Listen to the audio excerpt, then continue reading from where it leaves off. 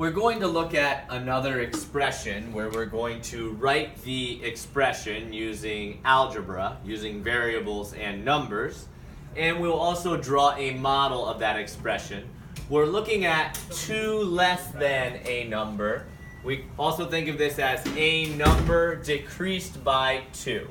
So we could think about a number and then 2 less than that number. So let's say, for example, that if we chose a number is 6, then 2 less than 6 would be 4. We would be finding 6 minus 2 equals 4.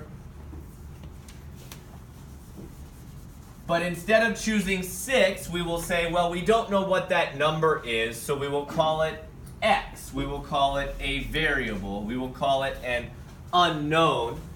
And I forgot what I was going to say. I'm going to keep going because the practice is the most important part.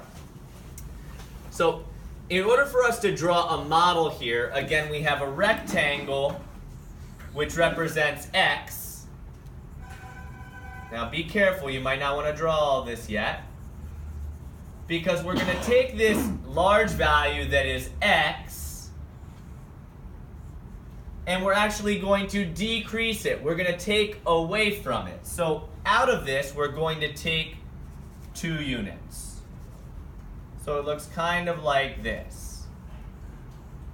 So this total was x, but now we're taking out 2 units from that x.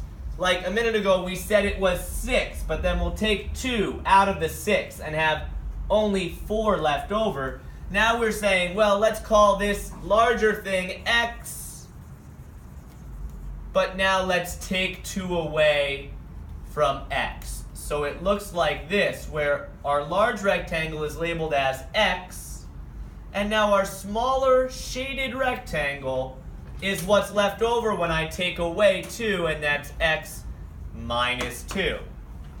There is my expression, x minus 2, which is a number decreased by 2.